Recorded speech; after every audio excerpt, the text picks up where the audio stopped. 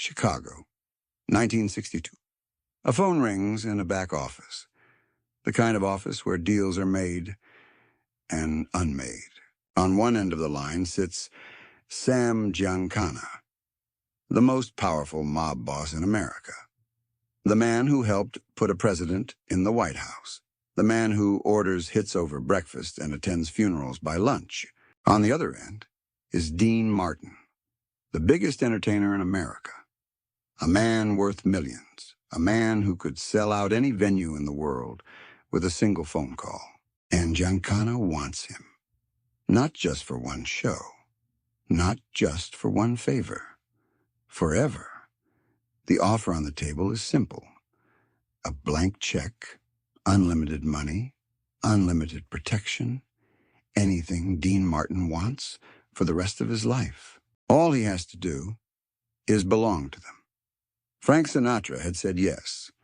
Half of Hollywood had said yes. Everyone who wanted to survive said yes. But Dean Martin?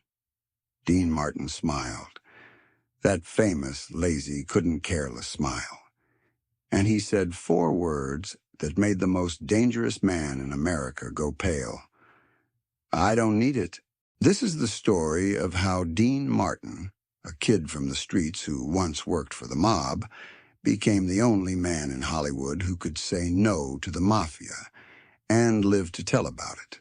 To understand why Dean Martin could say no when everyone else said yes, you need to understand where he came from.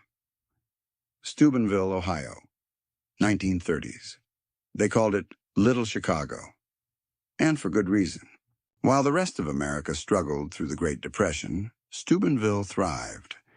The steel mills paid the bills during the day, but at night, the real money flowed through a dozen backroom gambling dens, bootlegger routes, and brothels that operated with the blessing of the Cleveland Mafia.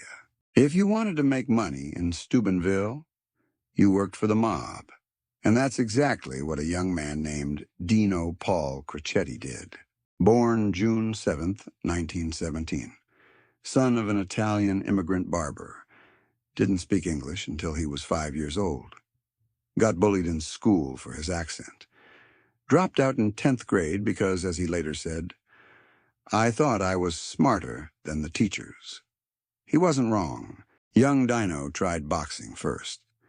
Called himself Kid Crochet. He was good-looking, quick with his hands, and absolutely terrible at taking a punch. He won 1 fight out of 12, but he learned something important in that ring, something that would save his life decades later. Never let them see you sweat. When boxing didn't work out, Dino found a new job. The Rex Cigar Store on Market Street. The front sold cigars. The back? That's where Cosmo Quattrone ran one of the biggest gambling operations in eastern Ohio. An 18-year-old Dino Crocetti, he became their croupier. He dealt blackjack. He ran the craps tables. He spun the roulette wheel, and he was good at it. So good, in fact, that he figured out how to skim a little extra for himself. Years later, he'd admit it with that trademark grin. I wore shoes 2 sizes too big and stuffed silver dollars in them when I stole money from Mr. Quattrone. During the course of a day, I could steal maybe 5 silver dollars. He was stealing from the mob, right under their noses. And here's the thing that set Dean Martin apart from everyone else who would come after him. He wasn't scared.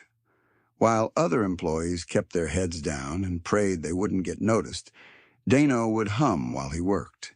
He'd crack jokes with the gamblers. He'd flirt with their girlfriends. One of the patrons noticed, asked him, Kid, you got a death wish? Dino smiled, shrugged, kept humming. The Italians had a word for it. Menefregismo. It means, I don't give a damn. And that wasn't an act. That was Dino's superpower. The gamblers weren't the only ones who noticed Dino's humming. Turns out, the kid could sing. By 1938, he joined a band led by Sammy Watkins. That's when Dino Crocetti became Dean Martin. The name change wasn't his idea, and it was Watkins who suggested something more American-sounding. But Dean kept his connections to the old neighborhood. He had to. In those days, if you wanted to perform in any club worth performing in, the mob had to approve. They owned the venues. They controlled the bookings. They decided who got famous and who disappeared. The Chicago bosses, Tony Accardo, Sam Giancana, the whole outfit, they had their eyes on this kid from Steubenville. He was Italian. He was talented. He was one of them. They helped him get bookings. They smoothed his path. And they expected something in return, loyalty. Then, in 1946, everything changed. Dean teamed up with a young Jewish comedian named Jerry Lewis. And within a year, Martin and Lewis were the hottest act in America. Suddenly, Dean Martin didn't need the mob's help getting bookings anymore. He was selling out Madison Square Garden. He was making movies. He was everywhere. But here's where Dean did something that nobody else in his position had the guts to do. He kept his distance. While Frank Sinatra was flying to Havana to hang out with Lucky Luciano, while Sinatra was wearing pinky rings gifted by Sam Giancana, while Sinatra was hosting 9-day parties where East Coast and West Coast bosses could rub shoulders, Dean Martin went home. Every night, home for dinner with his kids, home by 9 p.m., no late-night parties, no private meetings in back rooms, no favors asked, no favors owed. His second wife, Jeanne, put it best. Dean had a really good sense of his own personal space. Frank would call at midnight wanting to go out. Dean would say, "Frank, I'm in bed. Good night." And when the mob came calling with offers of partnership and investment opportunities, Dean smiled, said thank you, and never called back. By 1960, Dean Martin was part of the most famous group in entertainment history, the Rat Pack. Frank Sinatra, Sammy Davis Jr., Peter Lawford, Joey Bishop, and Dean. They ruled Las Vegas. They made movies together. They even helped get John F. Kennedy elected president. But here's what most people don't know. Behind the scenes, the Rat Pack was drowning in mob money, and Sam Giancana, the boss of the Chicago outfit, considered Frank Sinatra his personal property. Giancana had helped rig votes for Kennedy in Illinois. He had CIA connections. He dated one of the McGuire sisters. And he had Frank Sinatra on a very short leash. Now he wanted Dean Martin, too. The offer came through intermediaries, as it always did. A meeting was arranged, and according to FBI files that would later be declassified, Giancana made Dean an offer that no one in their right mind would refuse. A blank check, partnership in casinos, protection for life. His family would never want for anything. His enemies would simply disappear. All Dean had to do was say yes, just like Frank had, just like everyone else had. Dean looked at the offer, looked at the men who had made it, and in that moment he thought about Steubenville, about the wrecked cigar store, about all those years watching men sell their souls for protection, for money, for power. He thought about what happened to those men, how they always ended up owned, how they could never say no again, how they spent the rest of their lives looking over their shoulders. Dean slid the blank check back across the table. "I don't need it." 4 words, delivered with that famous smile, that lazy, couldn't-careless, menefregista smile. The room went silent. No one said no to Sam Giancana. No one. But Dean Martin just had. And the most dangerous part? He genuinely didn't care what happened next. November 26, 1962. Northbrook, Illinois. The Villa Venice Supper Club had just undergone a $250,000 renovation. Canals with gondolas, satin ceilings, crystal chandeliers, and a secret gambling casino in a Quonset hut 2 blocks away. The owner? Sam Giancana, though his name appeared nowhere on the paperwork. And the headliners? Frank Sinatra, Sammy Davis Jr., Dean Martin, Eddie Fisher, the biggest names in entertainment, performing for 8 nights, 2 shows a night, for free. This was Giancana's punishment. His message. Frank Sinatra had promised to deliver the Kennedys, to get Bobby Kennedy to back off the mob investigations. He'd failed, and now there was a price to pay. One of Giancana's associates, a man named John Formosa, had suggested a different kind of payment. The FBI picked up his exact words on a wiretap. Let's hit Sinatra, or I could whack out a couple of those other guys, Lawford and that Dean Martin. Giancana said no, he had other plans.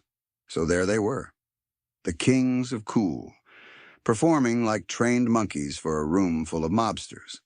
Willie Potatoes Dadano, Marshall Caifano, Jimmy the Monk Allegretti, Felix Milwaukee Phil Aldericio. Every major hoodlum in Chicago, except Giancana himself, was in that audience. And Dean Martin? He walked out on that stage and did something incredible. He made jokes about it. Nice to be working at the Vatican, he quipped, looking at all the Italian faces in the front rows. Later, between songs, I wonder what the people here do for a living. The audience laughed nervously. These weren't the kind of men you made jokes about, not to their faces. But Dean didn't care. That was his armor, his weapon, his secret power. When FBI agents interviewed him after the Villa Venice gig, they asked why he'd performed for free. Sammy Davis Jr.'s answer became legendary. Baby, let me say this. I got one eye, and that one eye sees a lot of things that my brain tells me I shouldn't talk about. 'Cause my brain says that if I do, my one eye might not be seeing anything after a while. Dean? He just smiled and said he was doing a favor for his friend, Leo Olson, Giancana's front man. No fear, no panic, no admission of anything. He walked out of the Villa Venice the same way he'd walked in, like a man who couldn't be owned. Years later, when the FBI files were declassified, the world learned just how close Dean Martin had come to death. The Bureau had bugs everywhere, in Giancana's restaurants, in his social clubs, in the back rooms where deals were made. And on those tapes, they picked up conversations about Dean Martin that would chill anyone's blood. According to FBI records, multiple mafiosi discussed injuring or killing Dean Martin because of a perceived lack of gratitude. He'd taken their help in the early days, he'd performed at their clubs, but he'd never truly belonged to them. He'd never been a friend of ours. And worse, he didn't seem to care. That kind of independence was dangerous. It set a bad example. But here's where the story takes its most incredible turn. Giancana himself allegedly protected Dean Martin. Not because of loyalty, not because of friendship, because of his voice. There's a story that surfaced years later, told by a Chicago associate named Tommy DeBella. Giancana reportedly confided in him. One night, I'm with Phyllis, playing Sinatra songs in the background, and the whole time I'm thinking to myself, Christ, how can I silence that voice? It's the most beautiful voice in the world. Frank's lucky he's got it. It saved his life. Dean Martin? His voice saved him too. But so did something else. Something the mob had never encountered before. A man who genuinely, truly, authentically did not care. The mob ruled through fear, through leverage, through the threat of violence. But what do you do with a man who isn't afraid? Who doesn't want your money? Who would rather go home and watch westerns with his kids than attend your parties? What leverage do you have over a man who's already content? Dean Martin's Rat Pack pal summed it up perfectly. Only Frank could get away with the shit he's got away with, only Frank. Anybody else would have been dead. but Dean got away with more. Because Dean never got in that deep in the first place. June 19th, 1975. Sam Giancana was cooking sausages in his basement kitchen in Oak Park, Illinois. Someone he trusted walked in, shot him 7 times in the head with a silenced .22. His murder has never been solved. Johnny Rosselli, the mob's man in Las Vegas, friend to both Sinatra and Dean, was found a year later. His body had been stuffed in an oil drum and dumped in Miami's Dumfunnelling Bay. One by one, the men who had ruled the Vegas Strip disappeared, shot, strangled, vanished. And Dean Martin. He was still hosting his TV show, still playing golf every afternoon, still going home for dinner with his family. Sinatra spent the rest of his life looking over his shoulder, testifying before gaming commissions, denying mob ties, fighting for his reputation. Dean never had to testify, never had to explain, never had to deny, because there was nothing to deny. He'd played by their rules when he had to, sang when they told him to sing. But he'd never belonged to them, never owed them his soul. The director of the TCM documentary, King of Cool, said it best. Frank Sinatra wanted to be Dean Martin. There was something about Dean's sense of freedom, his relaxation, that Frank admired and, in some ways, resented, because Frank could never be that free. Dean Martin died on Christmas Day, 1995, peacefully, in his sleep, at home in Beverly Hills. No bullets, no betrayal, no oil drums, just a man who lived exactly the way he wanted to live. So what made Dean Martin different? It wasn't luck. It wasn't talent. It wasn't even courage, at least not the kind most people think of. It was something simpler, something most people spend their whole lives chasing and never find. He knew what was enough. When a Mafia boss handed him a blank check, Dean Martin already had everything he needed. His voice, his family, his golf game, his westerns. What could they possibly offer him that was worth losing his freedom? The mob owned Frank Sinatra. They owned half of Hollywood. They owned politicians and judges and police chiefs. But they never owned Dean Martin, because you can't buy a man who doesn't need anything. And you can't threaten a man who isn't afraid. Menefregismo.